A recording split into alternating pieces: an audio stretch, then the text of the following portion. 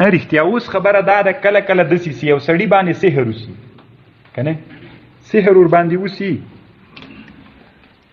په یو سړي باندې سحر وسي ښځه او میړه یې بیچارهګان تړلي وي معامله نه سي کولی لکه بله ورځ چې ترجمې نه خلاص هم کوم فکر و هغه یو ځوان و تړلی و ښځه هم میړه یې هم راوستلی و ښځه دواړه بیچارهګانې تړلي و معامله نه سي کولی ذاتي طالبانو انتشار نه پکې راځي چې را نه سي نو کار نه کېږي که نه که حدبة صوبیني نو طالبانو یې دې دپاره څه طریقې شرعي نو یوه دا ده که میړه یې تړلی و که ښځه دواړه تړلي ول دا زده کوي طالبانو درته اجازه به هم وي او مسلمانانو ته به هم فایده م رسېږي هګۍ به راواخلي جوش به یې کوي 3 دانې شپږ که دواړه ول 6 دانې هګۍ تخم په بله اصطلاح وویې نو دا به راواخلې وبې جوشوي پوستکی به تر لرې کې نر دپاره به پې ولیکې والسماء بنیناها بأیدي وإنا لموسعون دا آیات به په توش قلم چې پوخ دي د هګۍ نه لرې که جوش کړي دي وي دې ته طالبانو وایي بید المسلوق هګۍ کباب کړل سوې ویشولې هګۍ مونږ ورته وایو که نه نو دا به راواخلې نو مسلوقه به وي پوخ به دې تر لرې کړی لرې کې د آیات په پې ولیکې د نر دپاره 3 وړو باندې به یې ولیکې 3 وړو هګۍ نن په نهاره به یې هم خوري سبا په نهاره بل سبا په نهاره الله پاک یې روغ جوړ کړي ښځې دپاره به دا آیات لیکې والارض فرشناها فنعم الماهدون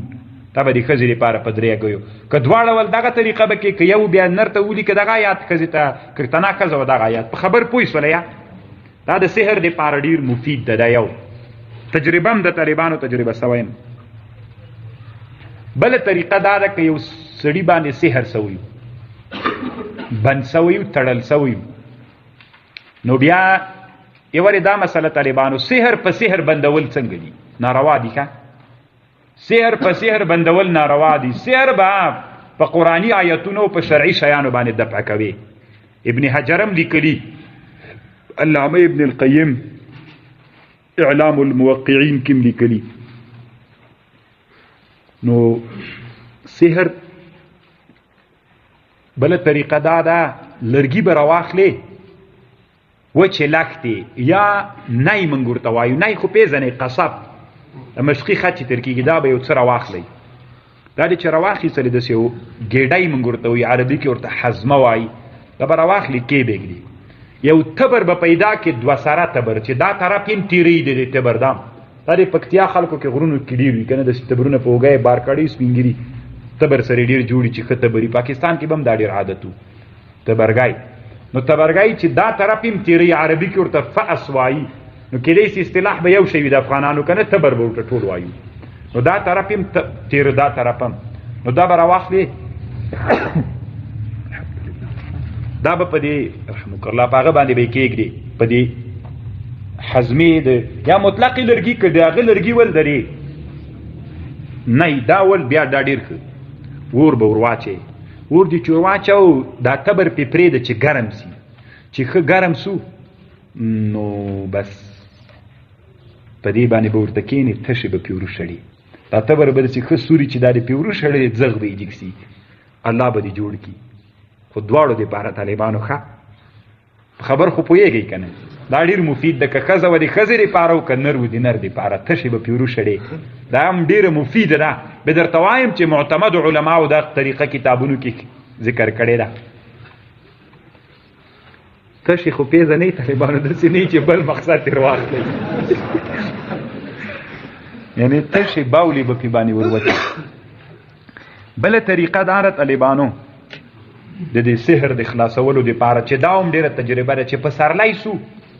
که تړلی وې د پسرلي زمانه وه دشتې او باغونو ته به وځې مطلق ګل چې په مخ درتله راخله دا دشته کې څه شنې باغونو کې ګلان دي هر رقم ګل چې درتله راخلی راشکوی راوړی ښه ډېر دی چې راجمع کړل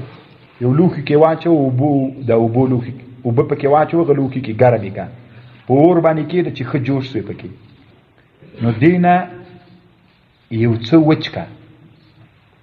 یو څه ترېنه وچ که نورو باندې چې یخې سولې غسل پې باندې وکړه دا پاک به دې روغ جوړ کړي دا هم ډېره مفیده ده خو دا صرف تر پسرلي منحصره ده بله دا د طالبانو بیره ونه خو پېژنئ صدر عربي کې ورته بیره بیره به زه ګمان کوم چې افغانستان کم ځای کې به وي کم ځای کې سته طالبانو د بیرې ونه غور ولایت خوست جلال آباد کې بنوي ګمان کوم پیژنې د بیرې ونه صدر چې عربي کې ورته وایي صدر مخدود بیره ورته وایو موږ طالبانو